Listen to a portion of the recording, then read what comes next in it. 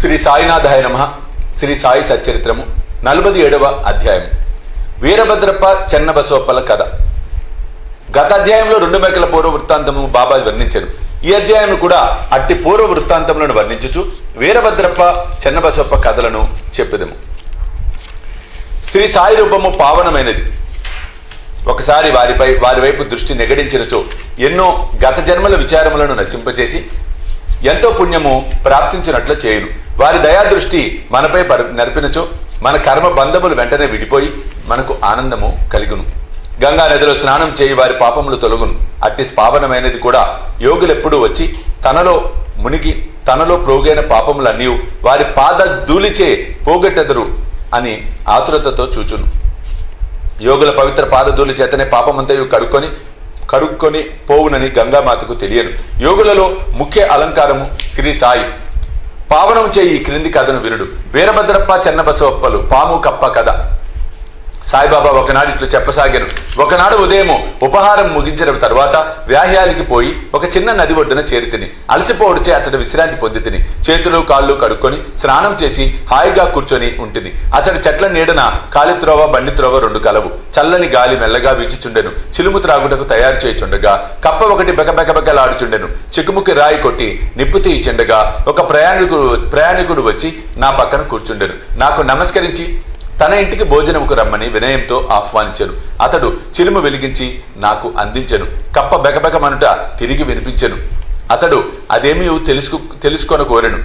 ఒక కప్ప తన పూర్వజన్మ పాప ఫలమును అనుభవించుచున్నదని నేను చెప్పాను. గత జన్మలో చేసిన దాని ఫలము ఈ జన్మలో అనుభవించి తీరవలేను. దానిని గూర్చి దుఃఖించినచో ప్రయోజనము లేదు. వాడు చిలుమును పీల్చి నాకు అందజేసి తానే స్వయముగా పోయి చూసేదను అని చెప్పాను. ఒక కప్ప పాముచే పట్టుకొనబడి అరచుచుండెనని గత జన్మలో 2 దుర్మార్గులే గాన ఈ జన్మయందు గత జన్మ యొక్క పాపముని ఈ దేహంతో అనుభవించుచున్నవని చెప్పి తిని అతడు బయటకు పోయి ఒక నల్లని పెద్ద పాము ఒక కప్పను నోటితో పట్టుకుని ఉండుట చూశాను. అతడు నా వద్దకు వచ్చి 10-12 నిమిషములలో పాము కప్పను మింగునని చెప్పాను. నేను ఇట్లాంటిని లేదు, అట్లు జరగదు, నేనే దాని తండ్రిని, నేనిచటనే ఉన్నాను, పాము చేత కప్పనెట్లు తినిపించదను, నేనిక్కడ ఊరికనే ఉన్నానా, దానినెట్లు విడిపించదనో చూడుము. చిలుము పీల్చిన పిమ్మట మేము ఆ స్థలముకు పోయితిమి. అతడు భయపడెను. నన్ను కూడా దగ్గరికి పోవద్దని హెచ్చరించెను. పాము మీద పడి కరుసునని వాని భయము. అతని మాటలు లెక్కించక నేను ముందుకు పోయి ఇట్లాంటిని, ఓ వీరభద్రప్ప, నీ శత్రువు చెన్నబసవప్ప కప్ప జన్మనెత్తి పశ్చాత్తాపపడుట లేదా? నీవు సర్పజన్మనెత్తినప్పటికీ వాని ఎందు శత్రుత్వం వహించి ఉన్నావా? ఛీ, సిగ్గులేదా? మీ ద్వేషములను విడిచి శాంతింపుడు. ఈ మాటలు విని ఆ సర్పము కప్పను వెంటనే విడిచి నీటిలో మునిగి అదృశ్యమయ్యాను. కప్ప కూడా గంతు వేసి చెట్లు పొదలలో దాకెను. బాటసారి ఆశ్చర్యపడెను. మీరన్న మాటలకు పాము కప్పునెట్లా వదిలినది, ఎట్లా అదృశ్యమయ్యాను? వీరభద్రప్ప ఎవరు? చెన్నబసవప్ప ఎవరు? వారి శత్రుత్వంకు కారణమేమిటి అని అతడు ప్రశ్నింపగా అతనితో కలిసి చెట్టు మొదటికి పోయి తిని చిలుము కొన్ని పీల్పులు పీల్చి అతనికి వృత్తాంతమంతయు ఈ రీతిగా బోధించి తిని. మా ఊరికి 4-5 మైళ్ళ దూరమున ఒక పురాతన శివాలయం కలదు. అది పాతబడి శిథిలమయ్యను. ఆ గ్రామంలోని ప్రజలు దానిని మరమ్మతు చేయుటకై కొంత ధనము ప్రోగు చేసిరి. కొంత పెద్ద మొత్తము ప్రోగైన పిమ్మట పూజ కొరకు తగిన ఏర్పాటు చేసిరి. మరమ్మతు చేయుటకు అంచనా వేసిరి. ఊరిలో ధనవంతుని కోశాధికారిగా నియమించి సర్వము అతని చేతిలో పెట్టిరి. లెక్కలు చక్కగా వ్రాయి బాధ్యత వానిపై పెట్టిరి. వాడు పరమలోభి. దేవాలయమును బాగు చేయటకు కూడా చాలా తక్కువ వ్యయము చేశాను. దేవాలయం అభివృద్ధి కాలేదు. అతడు ధనమంతయు ఖర్చు పెట్టాను. కొంత తాను మింగెను. తన సొంత డబ్బు కొంచెమైనను దానికై వెచ్చించలేదు. తీయని మాటలు చెప్పేవాడు. అభివృద్ధి కాకుండాకేవో కారణాలు చెప్పేవాడు.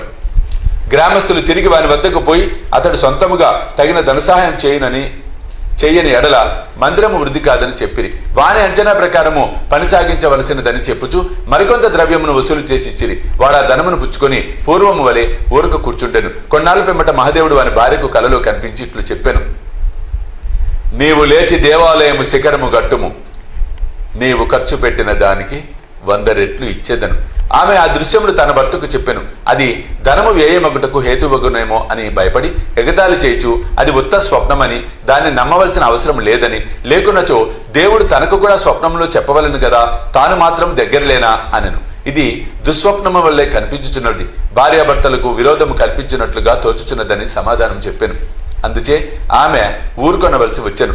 దాతలను బాధించి వసూలు చేయే పెద్ద మొత్తము చందాల యందు దేవునికి ఇష్టముండదు. భక్తితోనూ ప్రేమతోనూ మన్ననతోనూ ఇచ్చిన చిన్న మొత్తాలైన దైవం ఇష్టపడను. కొన్ని దినముల పెంబట దేవుడు ఆమెకు స్వప్నంలో తిరిగి కనిపించి ఇట్లనెను, భర్త దగ్గర ఉన్న చందాల గూర్చి చికాకు చెందని అవసరము లేదు.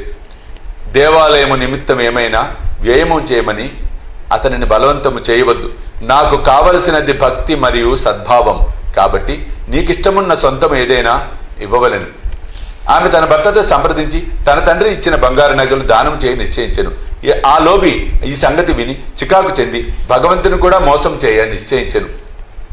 ఆమె నగలను ఎంతో తక్కువ ధర కట్టి 1000 రూపాయలకు తానే కొని నగదుకు బదులుగా ఒక పొలమును దేవదేయముగా ఇచ్చెను. అందులోకి భార్య సమ్మతించెను. ఆ పొలము వాని సొంతది కాదు, అది పేదరాలకు డుబ్కి అను ఆమెది. ఆమె దానిని 200 రూపాయలకు కొదో అంటే అప్పు పెట్టి ఉండెను. ఆమె దానిని తీర్చలేకపోయాను. ఆ టక్కరి లోబి తన భార్యను, డుబ్కీని, దైవమును అందరినీ మోసగించెను. ఆ నేల పనికిరానిది, సాగులేనిది, దాని విలువ తక్కువ, దాని వలన ఆదాయం కూడా ఏమీ లేదు. ఈ వ్యవహారం ఇట్లు సమాప్తి చెందెను. ఆ పొలమును పూజారి అధీనంలో ఉంచిరి. అందులోకి అతడు సంతసించెను. కొన్నాళ్ళకు ఒక చిత్రం జరిగాను. గొప్ప తుఫాను సంభవించెను. కుంభవృష్టి కురిసెను. లోబి ఇంటికి పిడుగుపాటు తగిలి వాడి భార్య చనిపోయిరి. డుబ్కీ కూడా కాలగతి చెందెను. తరువాతి జన్మలో ఆ లోబి మధురా పట్టణంలో ఒక బ్రాహ్మణ కుటుంబంలో పుట్టి వీరభద్రుడు అన్న పేరును పొందెను. అతని భార్య పూజారి కుమార్తెగా జన్మించెను. ఆమెకు గౌరి అని పేరు పెట్టిరి. డుబ్కీ మందిర గౌరవని ఇంటిలో మగ శిశువుగా జన్మించెను. అతనికి చెన్నబసోప్ప అని పేరు పెట్టిరి. ఆ పూజారి నా స్నేహితుడు. అతను నా వద్దకు తరచుగా వచ్చుచుండెను. నా వద్ద కూర్చుండి మాట్లాడుచు చిలుము పీల్చేటివాడు. అతని కుమార్తె గౌరీ కూడా నా భక్తురాలు. ఆమె త్వరగా ఎదుగుచుండెను. ఆమె తండ్రి వరుణుకై వెతుకుచుండెను. ఆ విషయంపై చికాకు పడని అవసరం లేదని, ఆమె భర్త తానే వెతుక్కొని వచ్చునని చెప్పాను. కొన్నాళ్లకు వీరభద్రప్ప తన బీద బ్రాహ్మణ బాలుడు భిక్షకై పూజారి ఇంటికి వచ్చెను. పూజారి నా సమ్మతి ప్రకారం వానికి గౌరీనిచ్చి పెళ్లి చేశాను. అతడు కూడా నా భక్తుడయ్యను. ఏలన పిల్లలను కూర్చుంది కదా అని అతడు నా యందు విశ్వాసం చూపుచుండెను. వాడు ఈ జన్మలో కూడా ధనమునకై మిగులు తాపత్రయపడుచుండెను. నా వద్దకు వచ్చి అతడు కుటుంబంతో ఉండుడిచే తనకు ఎక్కువ ధనం వచ్చినట్లు చేయమని బతిమలాడుచుండెను. ఇట్లుండగా కొన్ని విచిత్రములు జరిగాను. ధరలు హఠాత్తుగా పెరిగాను. గౌరీ అదృష్టము కొద్దీ పొలము ధర పెరిగాను. కానుకగా ఇచ్చిన పొలము 1,00,000 రూపాయలకు అమ్మిరి. ఆమె ఆభరణముల విలువకు 100 రెట్లు వచ్చెను. అందులో సగము నగదునిచ్చిరి. మిగతా దానిని 25 వాయిదాలలో వాయిదాకు 2,000 రూపాయల చప్పున ఇచ్చుటకు నిశ్చయించిరి. అందరూ సమ్మతించిరి. కాని ధనమునకై తగులాడిరి. సలహా కొరకు నా వద్దకు వచ్చిరి. ఆ ఆస్తి మహాదేవునిది కాబట్టి పూజారి కొడుకులు లేనందున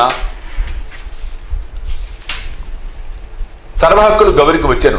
ఆమె సమ్మతి లేనిదే ఏమీ ఖర్చు చేయవద్దని చెప్పి తిని ఆమె భర్తకు ఈ పైకంపై ఎట్టి అధికారం లేదని బోధించి తిని ఇది విని వీరభద్రప్ప నాపై కోపగించెను. ఆస్తిపై గౌరికి హక్కు కలదని తీర్మానించి దానిని కబలించుటకు నేను ప్రయత్నించుచున్నానని నుడివెను. అతని మాటలు విని భగవంతుని ధ్యానించి ఊరుకుంటుని వీరభద్రప్ప తన భార్య గౌరీని తిట్టెను. అందుచే ఆమె పగటిపూట నా వద్దకు వచ్చి ఇతరుల మాటలు పట్టించుకొనవలదనియు తాను కూతురుగా చూచుకొనవలేనని వేడుకొనెను. ఆమె ఆశ్రయమును కోరుడిచే ఆమెను రక్షించుటకు 7 సముద్రములైన దాటుతునని వాగ్దానం ఇచ్చి తిని ఆనాడు రాత్రి గౌరికి ఒక స్వప్నము కనపడెను. మహాదేవుడు స్వప్నంలో కనిపించి ధనమంతయు నీదే, ఎవరికి ఏమి ఇవ్వవలదు. చెన్న బసవప్పతో సలహా చేసి దేవాలయపు మరమ్మతు నిమిత్తము కొంత ఖర్చు చేయము. ఇతరములకై వ్యయము చేయవలసి వచ్చినప్పుడు మసీదులో ఉన్న బాబా సలహా తీసుకొనుము. గౌరీ నాకు వృత్తాంతం చెప్పాను. నేను తగిన సలహానిచ్చి తిని అసలు తీసుకొని వడ్డీలో సొగము మాత్రం చెన్న బసవప్పకు ఇవ్వమని, వీరభద్రప్పకు ఇందులో జోక్యము లేదని నేను గౌరికి సలహానిచ్చి తిని నేనట్లు మాట్లాడుచుండగా వీరభద్రప్ప చెన్నబసవప్ప కొట్లాడుచు నా వద్దకు వచ్చిరి.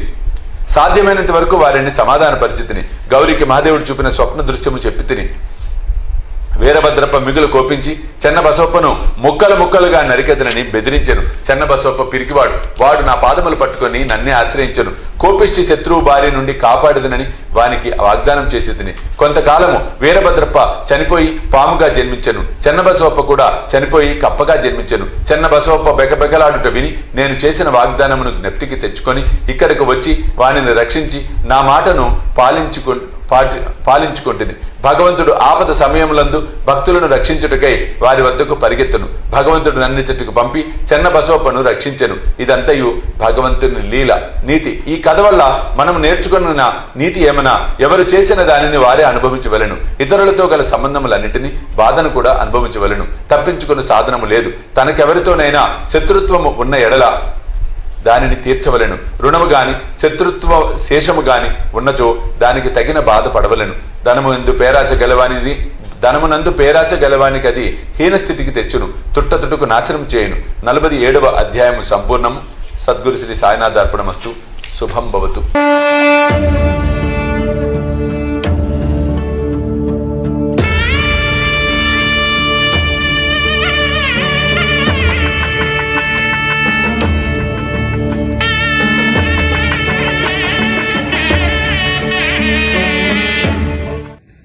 సాయి దివ్య రక్షా కవచ